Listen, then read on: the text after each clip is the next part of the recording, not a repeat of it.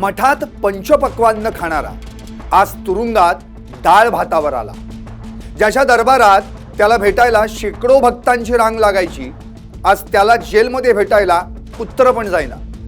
नाव आहे स्वतःला बाळूमामाचा अवतार म्हणवणारा मनोहर मामा भोसले। हा मनोहर मामा भोसले तर सर्वात मोठा भोंदू निघाला। 27 एकर साम्राज्य, कोट्यवधींचे व्यवहार, 6 गुन्हे आणि सध्या सोलापूरच्या जेलमध्ये सरकारी पाहुणचार। कोण आहे हा भोंदू मनोहर मामा भोसले आणि काय आहेत त्याचे कारनामे? पाहुयात या मनोहर मामाची A to Z स्टोरी। भोंदू मनोहर मामा भोसले मठात पंचपक्वान्नावर, तुरुंगात डाळ भातावर। मठात भक्तांची गर्दी पण जेलमध्ये कुणी भेटायला पण जाईना। नमस्कार, मी संदीप आणि तुम्ही पाहताय LS मराठी। कुठं ते भक्तांचं श्रद्धास्थान असलेले बाळूमामा, तर कुठं हा बाळूमामाचा अवतार असल्याचं सांगून अंधश्रद्धेच्या नावाखाली भक्तांना लाखोंचा गंडा घालून त्यांना मामा बनवणारा भोंदू मनोहर मामा।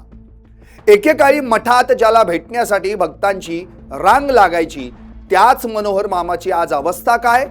तर सोलापूरच्या जेलमध्ये कुत्र देखील हाल खात नाही। गेली 1.5 महिन्यापासून हा मनोहर मामा सोलापूरच्या कारागृहात आहे। आधी 3 गुन्ह्यांमध्ये जामिनावर होता। आता आर्थिक फसवणूक आणि अंधश्रद्धा प्रकरणात अटक करण्यात आली।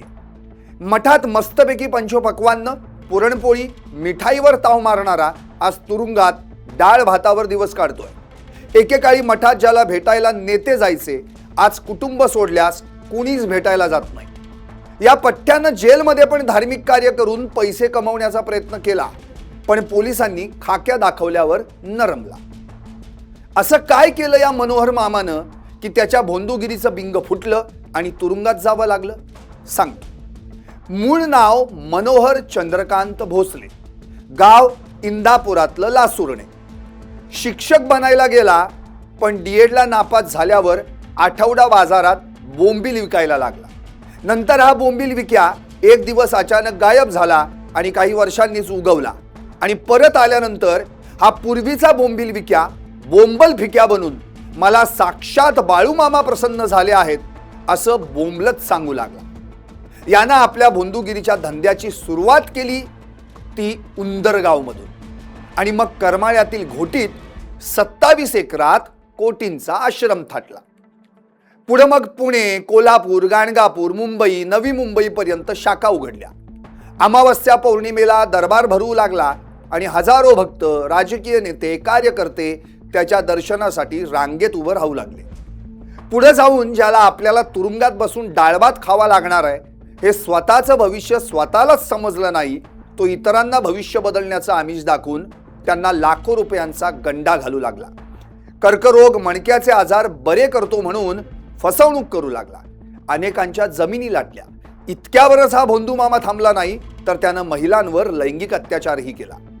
2021 पासून त्याच्यावर एकामागून एक असे 6 गुन्हे दाखल झाले, तरीही त्याची भोंदूगिरी काही थांबलीच नाही। हा भोंदू मामा कसा खेळ करायचा आणि आपल्या भक्तांना कसा खेळवायचा तेही सांगतो। आपल्या अडीअडचणी, समस्या सुटतील या आशेनं त्याच्याकडे अनेक भक्त यायचे, आपल्या अडचणी सांगायचे। त्यावर हा भोंदू मामा बाळूमामाचा आवाज काढून त्यांच्या प्रश्नांना उत्तर द्यायचा आणि मग म्हणायचा, यज्ञ करा, दक्षिणा द्या, जमीन द्या। या मामासोबत 24 लोकांची टीमच होती म्हणे। टीम कसली? टोळीच ती, स्पेशल 24। या टोळीचं काम काय? तर एकच, भक्तांना फसवणं। अखेर या भोंदू मामाच्या पापाचा घडा भरला आणि तुरुंगात जाऊन बसला। पोलिसांनी SIT नेमली। चौकशीत काय सापडलं? 20हून अधिक बँक खाती, 3 कोटींहून अधिक व्यवहार, नियमबाह्य वीज कनेक्शन, ग्रामपंचायत परवानगी नाही, शासकीय जागेवर अतिक्रमण, शिवाय पत्नीवर वेगळा गुन्हा। आता तर या प्रकरणाला एक नवं वळण मिळालंय। कुर्डुवाडी येथील अंधश्रद्धा जादूटोणा गुन्ह्यात दत्तकला शिक्षण संस्थेचे अध्यक्ष प्राध्यापक रामदास झोळ सह आरोपी झालेत। त्यांच्यासोबतच्या 2 जणांना अटक झाली आहे। मात्र भोंदू मामासोबत घोळ घालून ठेवलेला झोळ मात्र फरार झालाय।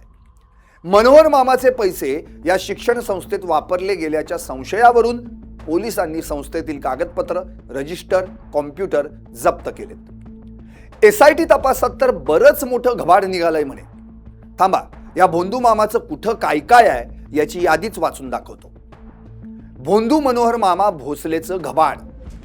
कर्जतच्या अहिल्यानगरमध्ये 25 एकर शेत जमीन, पुण्यातील मांजरी हडपसरमध्ये फ्लॅट, करमाळ्यातील उंदरगाव आणि घोटी येथील 2 आश्रम, पंचतारांकित हॉटेलमध्ये बसून VIP लोकांचं सांगायचं भविष्य. आता या सगळ्या मालमत्तेची SIT मार्फत चौकशी सुरू आहे बरं का. आर्थिक व्यवहार, लैंगिक शोषण, जमीन घोटाळा या सगळ्याची कडी जोडण्यासाठी सोलापूर ग्रामीण पोलीस प्रमुख अतुल कुलकर्णी यांनी 5 सदस्यांची SIT नेमली आहे. आतापर्यंत या भोंदू मामावर एकूण 6 गुन्हे दाखल झाले. करमाळ्यात 5 तर कुर्डुवाडीत 1. शिवाय बारामती दौंडमधील फसवणुकी प्रकरणी अजून तपास सुरूच आहे. त्यामुळे मामाचा तुरुंगातला मुक्काम आणखी वाढण्याची शक्यता आहे. भक्तांची गोष्ट ऐकली की डोळे पाणावल्याचं नाटक करायचं, कुणाला नोकरीचं आमिष दाखवायचं तर कुणाला आजार बरा करण्याचं वचन द्यायचं. मग काय, या भोंदू मामाच्या जाळ्यात फसलेल्या भक्तांनी त्याला लाखो रुपये दिले, आपल्या जमिनी लिहून दिल्या आणि शेवटी हाती काय लागला? निव्वळ भ्रम. हाच असतो भोंदूगिरीचा खेळ आणि अंधश्रद्धेच्या नावाखाली घेतला जाणारा श्रद्धेचा गैरफायदा. एकूणच काय तर मठात बसून पंचपक्वान्न खाणारा आज जेलमध्ये बसून डाळभात खातोय. ज्याच्या पाया पडायला रांगा लागायच्या, आज त्याला भेटायलाही कोणी जात नाही. आज या भोंदू मनोहर मामा भोसलेचं कुत्र देखील हाल खात नाही. आता प्रश्न तुम्हाला, तुमच्या आजूबाजूला असे भोंदू आहेत का? असल्यास कमेंट करून नक्की सांगा आणि जमल्यास त्यांचे व्हिडिओ देखील शेअर करा.